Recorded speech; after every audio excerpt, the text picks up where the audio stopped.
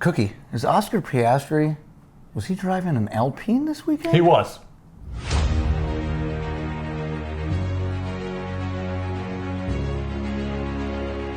Welcome to the land of Carnival and F1.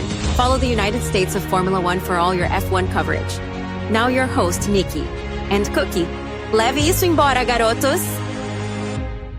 USF1 Sprint Weekend in Brazil. Now, did you get to watch it? I did not. And why is that? Because Thank you, YouTube TV. Yes. Actually, I won't blame YouTube TV. Thank you, Disney, you asshats. So, yeah, I don't want to get into too much about the drama behind it, but yeah, we've had 2 weeks now? YouTube is having an issue with ESPN, ABC, Disney, where we're missing football, but more importantly, now you were able to watch it through I bought the ESPN Plus app to only find out that since they signed with Apple next year, they took it off of ESPN. So there's $12.99 down the drain. So YouTube TV, can't watch it. No. I'll get the ESPN Plus app, can't watch it because of Apple. So then you went for a third avenue and you got... I actually wish that I had this for years now. F1 TV, if you don't have it, get it, because it's the best. It has so much documentaries, everything. It's amazing. So I don't remember how it is. $16.99 a month. I should have got it a long time ago. This is supposed to be a sprint. Let's make it a sprint. It was all Lando this weekend. I mean, absolutely. He is, practice, pole, race. I just wanted to hit just him. nailed it. I wanted to hit them all. I was waiting for all of them. So we have the top three up there kind of as we're going through these last four races. I want, Boogie put it together that how are those guys fighting for the championship and where did they qualify? So for the sprint, we're fighting over those 8 points. Norris qualifies on the pole, Piastri in third. Verstappen struggling a little bit in sixth. Yeah, he struggled. It was a little bit of a struggly sprint weekend, but... And you alluded to it. Lando said, nailed it. I'm practice like a stud. I'm going to do the sprint shootout like a stud. And I'm going to do the sprint race like a stud. Yes, and it was a great race. I mean, a great sprint race, considering that all the sprint races actually this year have been amazing. But I think the biggest surprise is Kimi Antonelli on the front row. I thought you were going to say Bortoletto and how well he did in his home country. Fantastic. We'll get into that in a little bit. But yeah, your Italian fella here, Yeah. Kimi Antonelli, qualifies second in the sprint shootout and finishes second in the sprint shootout. Now, I was worried because he actually was on pole for one of the sprints this year, and I don't even think he finished the race. So it was like, can he start the race? Mm-hmm. Can he finish the race? And can he stay where he's at? And he ended up doing that. Well, he's a rookie, so the strategy coming into a sprint significantly different than a GP, knowing that you're not going to be changing for tires. Mm-hmm. How can you save your tires when you're battling? So second time around with a good start in a sprint, and he actually follows through. So the grid for the sprint shootout kind of alluded to that. Russell was in fourth. You're surprised with the Aston Martin? A little bit. I mean, 5 and 7. Stroll. I'm not surprised Alonso whatsoever. The Stroll one a little, but let's see if he can finish. But it's just qualifying. Yeah. And again, alluding to Kimi, can he hold off Oscar Piastri in that McLaren? Can he? He can. He can. And he did. And he made it interesting. Going into those last couple of laps, he had a chance. Oh, he was in DRS. To pass Norris. He did have a chance. So there was no Norris starting the race and finishing, 10, 12 seconds ahead. So, right. No, and that makes it exciting. It's going to be very tough for him at the end of a sprint to pass Lando, who's currently first in the standings, being a rookie, but he made it interesting, and I think that's all we can hope for, right? Yeah, but let's talk before we... Like I said, Fernando Alonso, which place does he finish in? 6th. Do you see Lance Stroll on there? No. Who's the biggest surprise on there, though, to me, is Pierre Gasly. Yes. In the Alpine. Absolutely. Yeah. I mean, if Alpine finishes in the top 15, to me, it's surprising. Yeah. And then the top 10 doesn't even matter in a sprint. You got to be top 8, and he gets a point for Alpine. I mean, that's huge. Colin Pinto, nowhere's to be found. Where is Oscar Piastri? Where did Oscar Piastri go? He qualified third. Yeah, I don't even see him in the top 8. Oh, that's because he hit the wall. He did.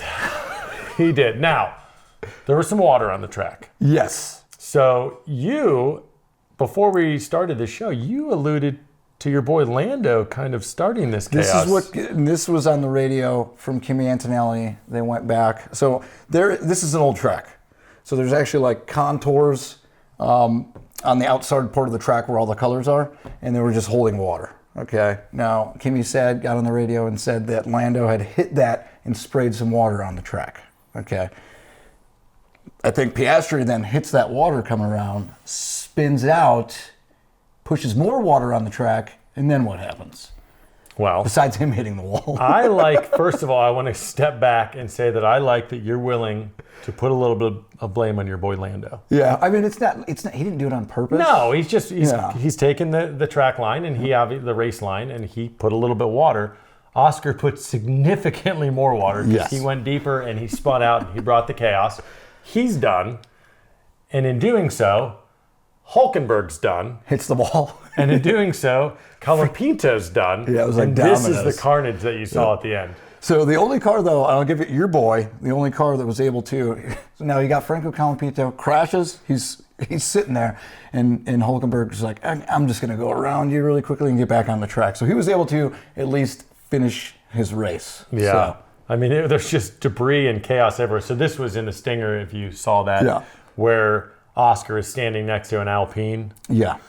Obviously, there's a medic there, and they did red flag it. They did red flag. So there was time for him to get out, and it looked like he was getting out of the Alpine, which, no rumor there. No rumor there. Oscar is not going to Alpine. It was just a funny shot. You want to talk about the rumor now? Could there potentially be some other rumors? So I want to squash this. Just real quick. Just really fast. Let's get into it. Oscar possibly saying that he's unhappy at McLaren and wants to leave. Where are you going to go? For next year, where are you going to go? Oscar, where can you go? I think your only option is Red Bull. Why would you do to be the second driver locked in? Where this year we have two number one drivers, McLaren says. You go to Red Bull next year, Oscar, you're the number two driver. Yeah, it'd be a terrible mistake. He's not going to go to Mercedes. They love their lineup. Yeah. He's not going to go to Ferrari. They're happy with their lineup. Probably not as happy with Hamilton, but he is who he is. Red Bull's got an open seat. If you go from McLaren, where you're 1A or 1B, to Red Bull behind Verstappen, he's not doing that. It's a rumor. He's just upset. He's speaking his mind because he's upset because he was in the lead. Now he's not in the lead. And is that Lando or the team's fault? I don't believe so. They're letting him race. They're letting him race. They're saying go race. And Oscar's hitting the wall. That's Oscar's fault. He's the guy behind the wheel. Yeah, it's not like Lando's dive bombing him. No. It only happened once. Done. Only other thing.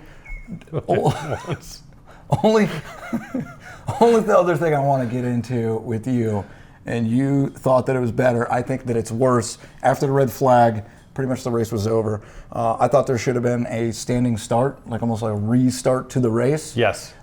They decided on a rolling start. Now, I think they started because they had qualifying that was only like 3 hours after that, and they didn't want any more incidents possibly pushing. I hate rolling starts. It's stupid. You don't get the chaos. It's Lando's pretty much is the person who's going to start the race. Right.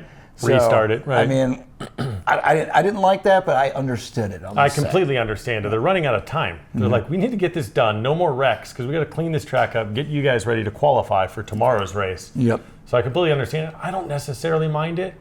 I like the chaos and what can happen from a standing start where you can have a quick pass, but I don't know. You just put all that work in, and you're already maybe 10 seconds ahead. You're already losing that gap. Yeah. I kind of like the idea of a rolling start. I could be argued both ways. And it was good. There was still drama at the first turn, so I know it was a great sprint race. So I don't want to take anything away from it.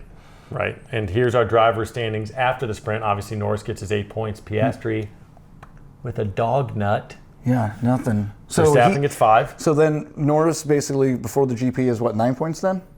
Yeah, so he was up 1, now he's up 9 points. Okay, that's huge. And then he gets 0 points. Max still gains points on Piastri. Fortunately, doesn't gain points on Norris because that's who he's needing it, the points on Norris now at this point. Right. So, and some other news. Franco Colapinto. This is huge. Yes, he was signed.